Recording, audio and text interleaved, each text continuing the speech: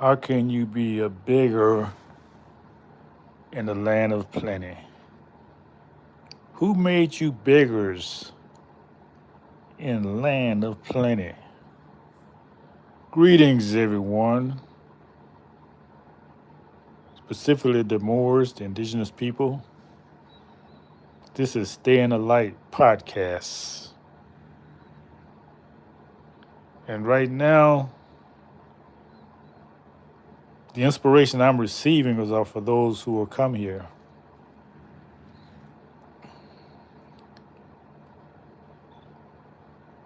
I may be tuning into them, I'm not sure, but these ideas are really flowing in me, and I really have to tell you what's on my mind.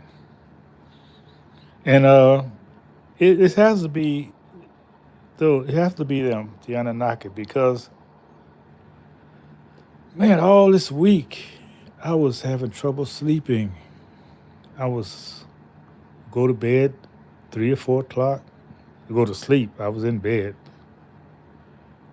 and I may get up at 8. I think I actually did sleep a few hours, but that's not normal for me. I usually sleep bed at 11 o'clock and sleep till 7, 6 or 7. So I knew something was going on in the force because there was a lot of energy. I see now a lot of energy was transferred. So the thought that I'm receiving now is that land, because I've been speaking about land. The land is a table for the people on it. It produces everything they need: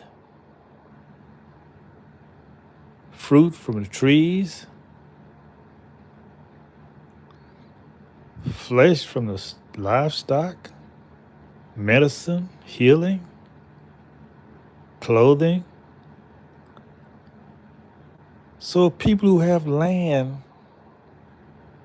not to mention metals and everything needed to build. So you have everything you need when you have land, productive land. So why would a people come and take the land, make it barren? Cut the trees down, which is the product of the land. In other words, one fruit tree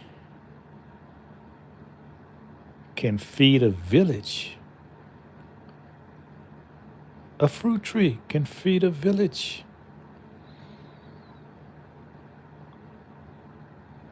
The work would be taking care of the tree. It doesn't take a lot, just water, protect it, allow it to grow. So we have an invader who comes and destroy the trees so we don't have food. Destroy the beasts of the field so those who eat flesh don't have flesh to eat. So really you're poverty when you don't have your land. What can you do without land? You become a slave. So he says, okay, slave, I give you something to do so you can get this medium of exchange I've created for you. So it's going to cost you to live. You got to pay to be here now. You got to pay me. You got to pay me to live. Because when you don't get a job, you don't work for me, because I made sure you don't work for yourself. I destroyed all that. I've even destroyed the idea of working for yourself. Because you still got to answer to me.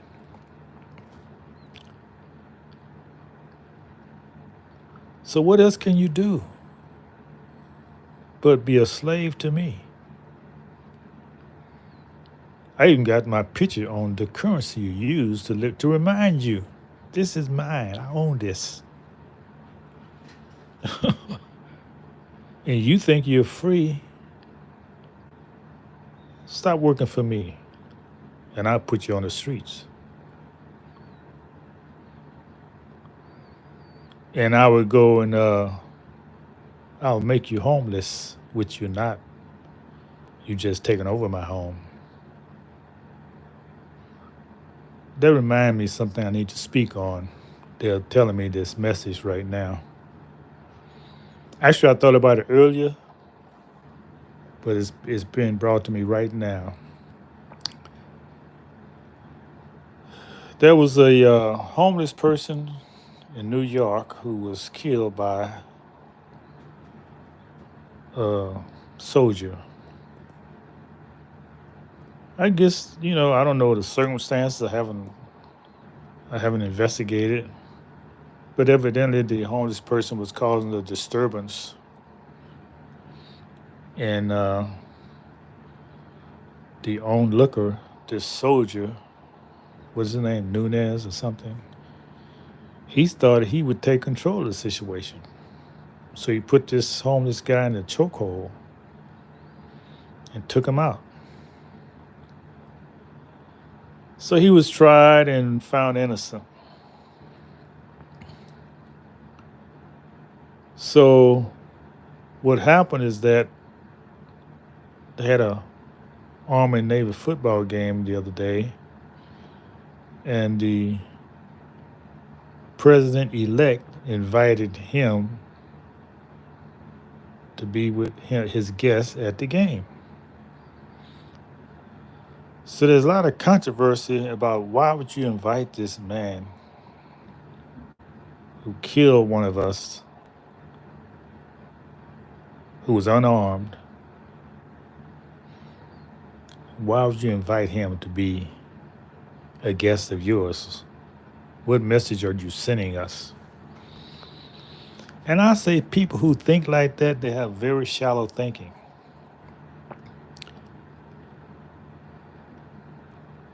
The president-elect is trying to save him because he used his hands, which were lethal weapons. They wasn't trained to kill indigenous people. Matter of fact, you shouldn't be killing anybody who is supposed to defend the country. So by doing that act, he went to war against indigenous people. Why is this man homeless? You think it's his fault he's homeless? You think he's just lazy and shiftless? You don't know. You don't know why he was homeless. And I'm not even looking at the chat, so y'all can say what y'all want to say. This is not for you if you don't agree with the message. So bye. So he killed a guy, and the president, I think he's already the president, he invited him to the game, and people are saying, I dare you. What is wrong with you? I tend to differ. I say the president knows very well the danger he may be in and is trying to protect him. To just take him aside and say, look, buddy, you don't do things like that. What's wrong with you? Yeah, they found you innocent, but you're guilty in the eyes of natural law because you took a life. You're not God. Who gave you the right to take a life? Knowing the character of the president, because I grew up with him, I know him pretty well. Not personally, but I've observed him. He's righteous. So he's trying to nod him and say, hey, what's wrong with you? You think you're in Iraq or Iran somewhere? These are indigenous people of the land. You think you're going to get away with that? That's what I think he's doing. Because this man don't get some protection, at least in the knowledge, that cause him to repent.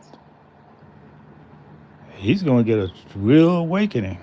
Why do you think the uh, the flood of, they call them drones? Why do you think they're here? They've been watching. They said we're going to put an end to this madness. And if the man that he's coming to put in check was had any sense of decency, he wouldn't need a weapon to be fired on them. Just their presence should let them know you're not God. You don't control nothing here. If you don't change, you gone. This your end.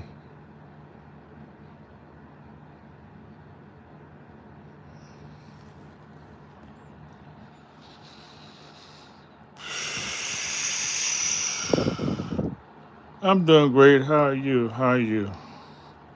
I'm from France. Oh yes, I can speak a little French. Okay. Um,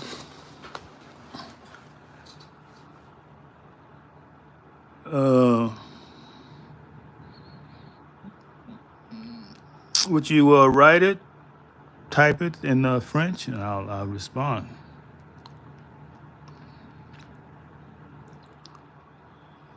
S'il vous plaît.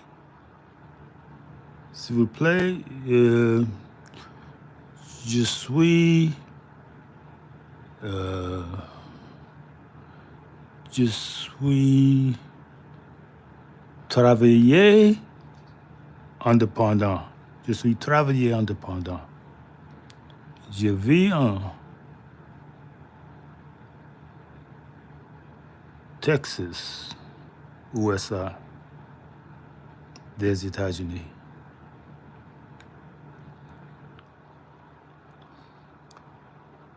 Comment vous appelez-vous, monsieur, ou de madame?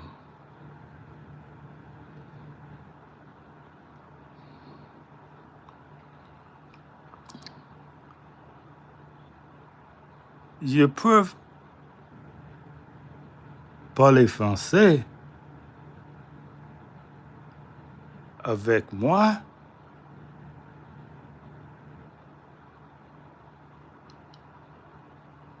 Oui.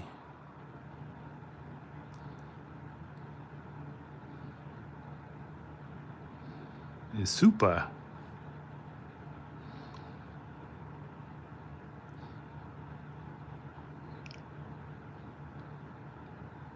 Où êtes-vous? Où est-vous?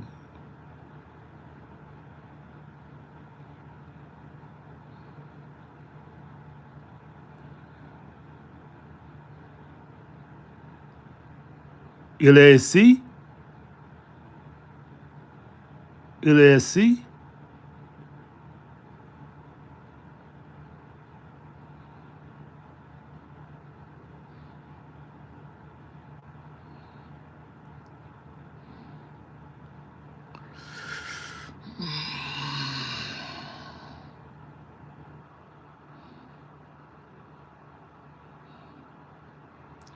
Okay, I guess you're not here.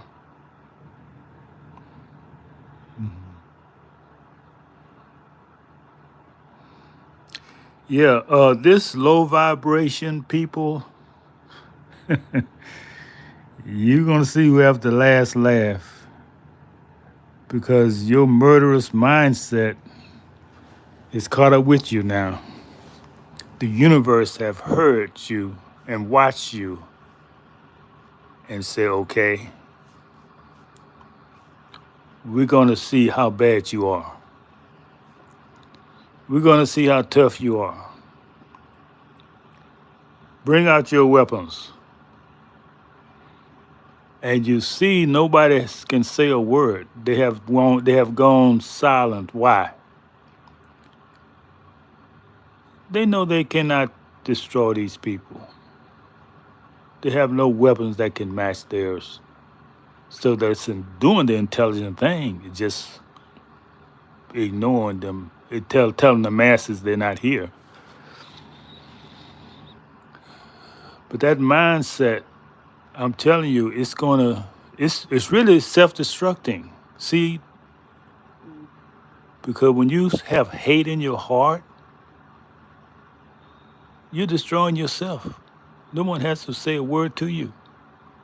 You will self-destruct.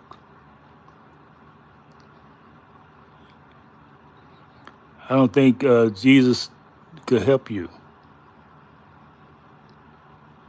because you had him all these hundreds of years and you didn't follow the word of what he told you to do. He wrote the book is written for you. It's your redemption papers.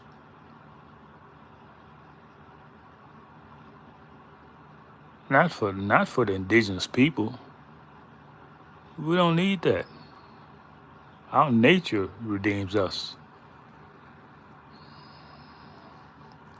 All the message here for review because you don't even know how to speak to anybody.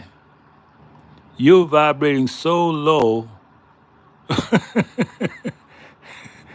you have so little decency that you can't even communicate with people. You're troubled. You're afraid. That's what it is. You're frightened. You're frightened. You're afraid. But why are you afraid? What have you done to make you feel so guilty? Okay, redeem yourself. You cannot humble yourself. It's against your nature. Anyway, that's the message I had. Uh, thank the person who came in the chat that allowed me to elaborate a little more on the topic. But this is what's happening, people. All this arrogance that you think you rule the world.